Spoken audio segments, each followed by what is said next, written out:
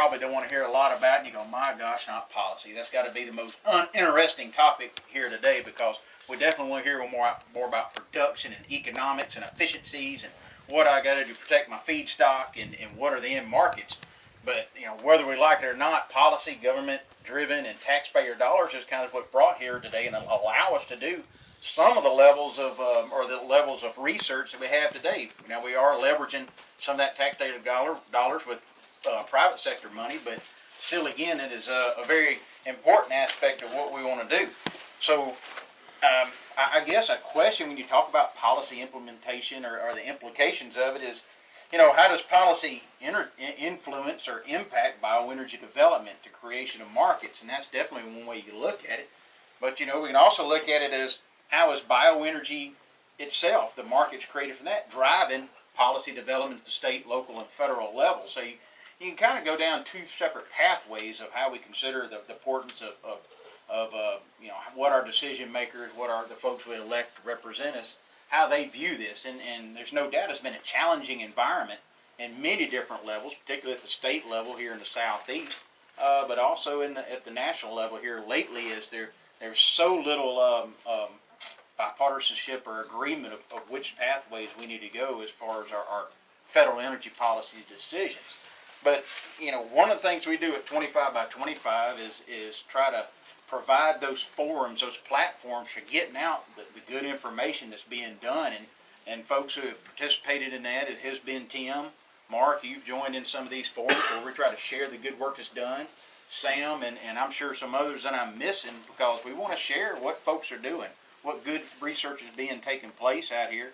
And that's one of the reasons 25 by 25 and the Southeast Ag and Forestry Energy Alliance exists, is to find those pathways to get out the word on what's going on here in the Southeast as well as around the nation, to create new avenues, new opportunities for our private landowners, as well as create new energy markets, diversification of our energy resources. And that's one of the things we try to do, is point out the tremendous advantages that bioenergy has in many cases over our traditional energy resources. When we look at the diversification of agriculture, just like what we have here today, what was formerly cotton and soybean fields is now producing short rotation woody crops. Yes, it's experimental, for lack of a better term, but still it gives potentially this landowner new opportunities going forward, new choices. And he can tell his buddies down at the coffee shop, if he begins to make money, if there is a real making money opportunity, which we always hope there is, he'll tell those folks. They'll get interested. So there's different pathways for that. And what that does, it stimulates the rural economy, creates jobs, whether it's sales, whether it's maintenance, whether it's new equipment development, things along those lines. So, we can always look at that. New employment, sustainability continues to be a conversation in regards to policy development. But you also got to think about the increased security measures, particularly when it comes to energy overall, and what folks are willing to do to have access to clean energy. Now, here in Mississippi and other parts of the South, there's very few legislative measures in place to help stimulate that. But, with the good work we're doing, hopefully we can overcome some of that. And, there's no doubt there are challenges. And whether they're real or not, they're still perceived. And it kind of goes back to the situation we see here. We see short rotation crops now planted in the place of where corn and soybean was. That may not make the poultry guys, the catfish farmers happy, because they're looking at that's lost opportunity as a feedstock. Even the food guys, the big food guys, like to throw that kind of stuff up in our face. But again, it's landowner choice. This private landowner made a decision, and hopefully it's a positive economic decision for him and many others in the long run. But those are the type of messages that we continue that we exist for, and we encourage and try to empower and provide ammunition to others to kind of deflect that type of what many could say is negative conversation. That the other things we have to deal with is what are the ecological impacts, and even when we move beyond the biomass removals, whether it's moving corn stover in the Midwest or removing limbs and tops and slash from pine plantations, those are conversations that have to be addressed. And through good research, we can accomplish those types of things. There's no doubt about it. And early on, Randy talked about a lot of the regulatory uncertainties that's out there, a lot of the policy issues. And through partnerships that we've had, we've got a lot of help through SAM here over the last few months and making trips to D.C. and talking about not only the good work they're doing, but what the impacts and influence that does have on national policy. And I believe we've made a difference. I don't think it's been shown yet. It hadn't popped out in the eye of the public, but I believe that the groundwork that we've laid and had those really one-on-one conversations with influential people at the White House and other agencies, I believe it's going to have an impact down the road. Because when you look at where bioenergy has its influences and its impacts, there's a tremendous amount of policies out there that's still all in flux, I guess you could say. No real determined pathway of where they're going to go, but they're all interconnected, whether it's the renewable fuel standard and what it means to first generation, the evolution, and the second generation, and even what I consider third generation technologies. Where it goes and how it's influenced by things like the biogenic carbon accounting framework that we're still waiting for EPA to roll out to bring comments on, because whatever that's going to do, going to definitely have an impact on what Randy mentioned earlier, the Clean Power Plan, the 111D rule, the new regulations of greenhouse reduction and compliance that all states, still a proposed rule, but they have to develop compliance plans. And bioenergy is expected to be one of those solid tools to get there. So how does that influence other things like the President's Climate Action Plan? How can we utilize policies like the Farm Bill, the Conservation Title, the Energy Title, Rural Development to establish these type of plots, to help cost share new biorefineries? And other drivers are going to be public health, national security. And probably one of the more important ones that's wrapped in all that is what is a simple scientific definition of biomass.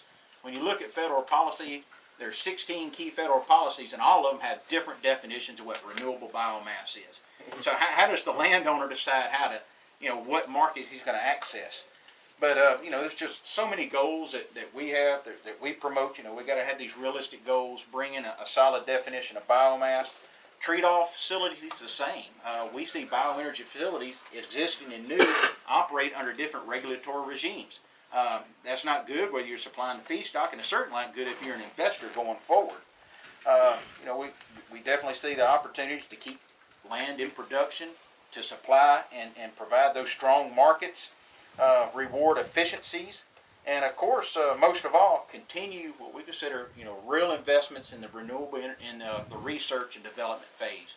A lot of the work that's done here, what IBIS is doing, the other CAP programs, those are what's going to help drive markets going forward, new opportunities for landowners, and we've got to continue to reinforce, the opportunities that public-funded research and development definitely creates. But just wrapping up real quick, there's no need, there's definitely a critical need for our nation to have a long-term, comprehensive energy strategy. Unfortunately, it's really piecemeal at this point in time between states doing their own things, the stop and go of tax credits and other incentives at the federal level. It just creates so much uncertainty in the marketplace, and that trickles down to the local level. So I wanted to just appreciate the opportunity Tim and them gave us to really talk about what we're doing and how we're trying to represent the ag and forestry sectors and landowners and helping create hopefully more certainty going forward, create a better environment for the investor community, and hopefully create new opportunities for landowners to apply these bioenergy technologies. So hopefully that was quick enough for you, because I see the sandwiches over there and people getting antsy. So I'll wrap it up there, and I appreciate it, Tim. And if there's any questions, I guess we can talk in the sandwich line or something like that. Yes, sir? This isn't a question, it's just a statement, and this is related to your policy issue on a bit of a micro side. The Mississippi Forestry Commission, who I represent, is cognizant of the fact that there's no biomass harvesting guidelines for Mississippi. So through a federal grant that I've gotten from the Forest Service, that's my job, I do grants and special programs. We contracted Mississippi State, and Dr. Russo is holding stakeholder panels to help generate a biomass harvesting guideline to attach to our best management practices in Mississippi. So that helps promote it with the forest landowner, gives him a solid base, that it's another way he can, instead of just growing structural timber, there'll be a guideline for him to use. So whether he doesn't over harvest or under harvest or whatever, I'm not an expert on that, but Dr. Russo is. So if you have any interest in that, you can contact Dr. Russo, the stakeholder panels will meet regularly until this is done and the draft is done and everybody agrees on it. And you know, but I just want to say, in Mississippi, we are taking it seriously that it's here. We don't want it to go away. We're promoting it, and that was the impetus behind. I mean, several other states already have biomass harvesting guidelines, and we're making sure that the right to do that is protected in Mississippi, just like prescribed burning and timber harvesting in general. So we're supportive of your efforts. We're supportive of you. Turn it back to you. Appreciate it. Thank you. Just in closing, I guess I'd like to invite Tim Riles from Tennessee to make a couple of comments. I know everybody's looking at the sandwiches over there, but Tim did want to say a couple things about our overall event today. Well, mainly, and yeah, I'm looking at the sandwiches too. I'm getting a little peckish here. Just to say thank you all for being here. I hope it was a useful day for you. You know, special thanks to our AHP partners, Rick for making the trek from the Pacific Northwest here, but all of our friends, our partners from